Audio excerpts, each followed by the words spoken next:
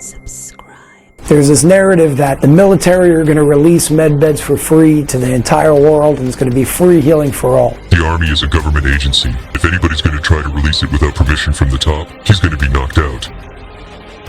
In what situation did you see it used by others? I saw it in one of the homes of the elites. We're not going to mention names, although you know him very well. All your viewers know him very well. Have you ever seen a free energy device? I saw the prototype. I was trying to understand the technology behind it. Same thing with UFOs. How do you think they fly? Shouldn't TLS have access to that technology? To release it, you have to get rid of the elites. TLS is not ready to do it. Why?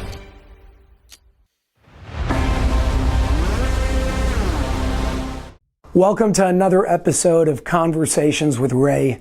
In this episode, we're going to be discussing something that many people have questions about, all about MedBed technology, free energy technology, what narratives are true, what narratives are false, and what we can actually do to access the highest form of technology out there today. So first and foremost, Ray, I want to say thank you for joining me again today. You're welcome. Let's just dive right in. There's this major topic about MedBeds. There's this narrative of MedBeds are going to come to the world for free through the military and the army, and everybody's going to be healed and we won't have to do anything, and so on and so forth. And I obviously have my own opinions that you know about that. I want to ask you about that, but before that, let's just set a preface for anybody who is not aware of what we're even talking about. In your definition, what is a MedBed? Do they exist? And have you ever experienced one? They do exist. I've seen them, but I haven't used it on myself, if that's what you're asking. It does do a lot of good for a lot of people. It's a technology that I personally don't understand how it works, but I've seen it in one of my missions. Can you elaborate on the experience that you've had with it personally and who owned such a thing before we dive into what this thing actually is? I saw it in Europe, in one of the homes of the elites. Can you elaborate on what family we're talking about? No, I'm not going to give you names. It's not necessary, but most of the elites have it. When was it created? When was it invented? By who? What technology does it use? I don't know. I don't understand how it works. I've seen other modalities that are also working in a different way. They're mostly all working on frequencies, different frequencies for different machines and different ailments. It's a combination of frequencies with other modalities. But again, I'm not an engineer. I don't know exactly what the patent is. Let's go to your personal experience. When you saw it, what was the context? Did you see somebody use it? What does it look like? Are there more than one type? It will remind you of a suntan machine. That's what it looks like. You just lay in it. There are two kinds of machines, one with a top on it and one without a top. The one I've seen had a top on it, meaning like a suntan machine. You lay on a glass surface, and above it, there's another surface with the lights giving you a tan. But here, it's not giving you a tan. It's basically sending you certain frequencies to heal the body. In what situation did you see it used by others? I was on a mission, as I said before, in Europe. Someone's home. We're not going to mention names. Although you know him very well, all your viewers know him very well. I went in to do something very specific. The bed happened to be there. I did it undercover, at night. We had to neutralize temporarily the bodyguards who were all around while I went in to retrieve certain things and information, I would say. But I just happened to see it. Before I only saw a picture of it. There's this idea when it comes to MedBeds of, it sounds like what you're explaining, where there's a bed, almost like a tanning bed, that you're going into. It scans you and you come out scot-free, free of all of your ailments and diseases. Is that how it works? No. First of all, you cannot get better from using it one time. It's something that you use ongoing. It's an ongoing process that you have to do. But the machine itself can help you a lot with many, many ailments. But it's not enough. You need to eat well. The diet is very important. Like we discussed it many times before. The machine will help you, but you still have to do your physical work and eat the right diet. So the elites that you're talking about that use this technology, they're also using a more holistic approach in addition to it? Well, let me put it this way. They're not going to use chemo and radiation. They're going to use it on you. They're not using it I want to dive into a conversation that me and you had. I don't know if it's the same technology, but somebody that we've spoken about in this series and other conversations that we've had, I can call her your boss, your whatever. I don't know what you want to call her, but you've named her before in interviews, and she's named in Rays of Light as well. The head of the New York chapter in TLS was recently, over the past few months, hurt on a job. And she used this specific technology not far from here in New York that helped her get better a whole lot quicker. Can you explain if there's a correlation between what you call medbed technology and what you saw in these homes of the elites, let's call it, and what this technology was that she uses? This was a different technology. Very small screens. On the front, certain buttons, and there's something that looks like a type of a scan that you would use on a pregnant woman. Basically, she had a huge laceration in her stomach, affecting the kidney, and a bigger one on her leg. This machine basically, and I've seen myself, she's been using it about twice a day. And in a very short time, the skin just closed up and healed. The kidney was damaged. It healed also. In a relatively short time, she was on her feet. So again, I understand you're not a scientist or an engineer, but from what is seen with this technology, what would your best guess be in terms of what it's using to do something like that? And I ask that question because anybody that does understand that world may be able to have an activation by watching this with a new idea to bring that to the world. All those machines, in general, they are based off the Rife machine. You know, Dr. Rife. And many people took his invention and his technology that disappeared from the world and tried to make it into something else.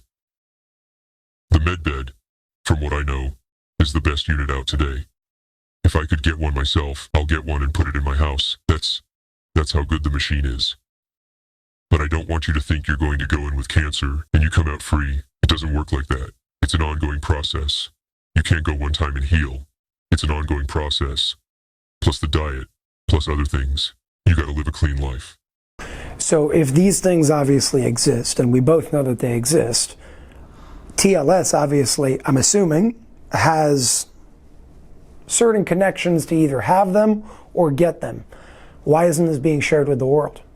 TLS does not have access to it. If they did, believe me, I'd be using it by now. You're telling me an organization that strong doesn't have access to take something like that? No, I was surprised myself. They have other modalities, but not a med bed.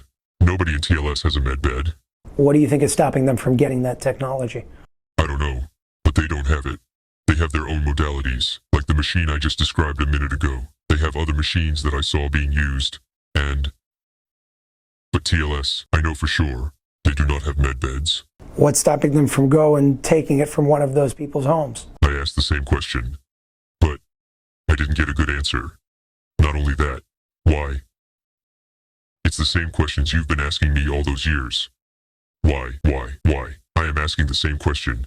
Why don't you do this? And why don't you do that? Why do they let them live? Why do they let them do the evil things that they're doing? There is a lot of chances to eliminate certain people if you want. TLS can do it very easily and very fast. There's a lot of things I don't understand, although I ask many questions. It's very, very frustrating. And I don't have the answer for you. I wish I did, but I assure you that TLS doesn't have it. If they had it, I would be using it. Does TLS ever interfere with the delivery of technologies like those to destroy them, to take them out of the hands of those individuals? They will not destroy it. If it's a good technology, they will do their best to get their hands on it.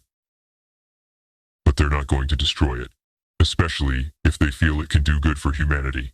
Who created this? Where do you think it came from? I don't know who the inventor is, but there's many other technologies that are similar to MedBeds. There's a quantum bed.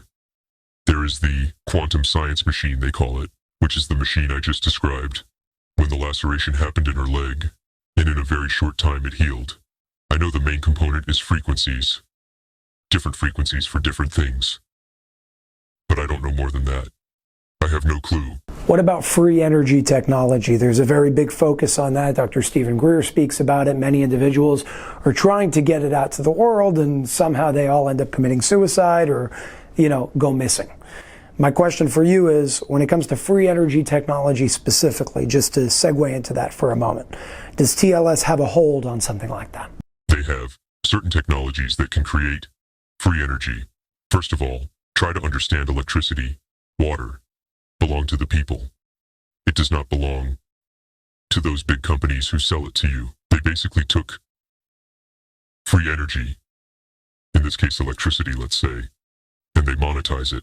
They're making trillions and trillions and trillions of dollars just from selling you electricity that God gave to you for free. Have you ever seen a free energy device? I saw a prototype of the machine. I did not see it in action, but I was shown a prototype of it. In what context? Again, one of my missions. So, I saw the prototype. I was trying to understand the technology behind it. Again, I'm not an engineer, so it was very hard to understand. But you can harness free energy on Earth. But if this will happen tomorrow, think what's going to happen. It's a revolution. Imagine your house going to get electricity for free.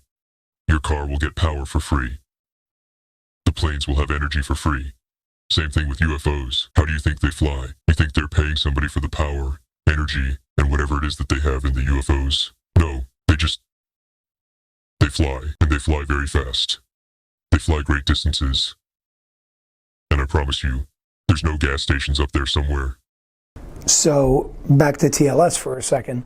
If they have connection with extraterrestrial life, and extraterrestrial life is coming here and has that technology, shouldn't TLS have access to that technology? Like I said, they have some access to it. Again, to release it, you have to get rid of the elites. TLS is not ready to do it. Why? As I said before, I don't know. If it's up to me, it would happen today. When it comes to MedBeds, there's this narrative, generally in the patriot movement in the United States, but it's wider than that as well. There's this narrative that the military are going to release MedBeds for free to the entire world, and it's going to be free healing for all. What's your response to that? Bullshit. Why? Because you're forgetting that the Army is part of the corrupt system. Same as NASA. Same as every government agency. The Army is a government agency. They're not going to release anything because they are part of the system.